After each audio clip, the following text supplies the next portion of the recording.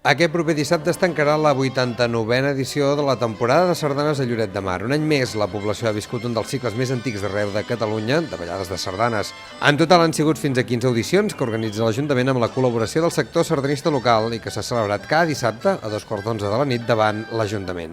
Aquesta vegada, la temporada s'allargarà un cap de setmana més fins al dia 26 de setembre amb la participació de la Cobla La Bisbal Jove. Però bé, hem tingut molta gent i bé, ha funcionat bé. Hem tingut una pèrdua d'una audició perquè va ploure, però la recuperarem a final de setembre. O sigui, allargarem un dissabte més.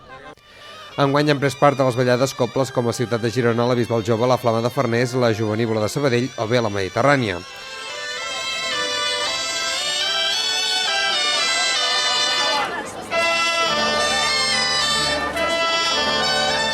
Un cop tancada la temporada, aquest dissabte ja es començarà a treballar en la 90a temporada de sardanes d'estiu, una xifra important que, a més, pot venir acompanyada de canvis. I de cara a l'any que ve, mirarem, poder modificar l'horari ens aniria una mica bé, perquè s'allarga, acaba molt tard i molta gent de vegades cansen al ser tan tard, no? L'horari que hi ha ara es havia fixat a 2:15 perquè quan les botigues tancaven a les 10 punt. Llavors la gent tinguessin temps d'anar a casa seva, canviar-se i baixar, o menjar una queixalada i baixar.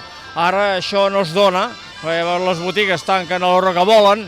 Per tant, poder adelantar-la una mica seria bo. De cara a l'any que ve haurem de proposar-ho aviam què ens diuen. La darrera ballada de sardanes, doncs, aquest dissabte a 2:15 de la nit a la plaça de la Vila.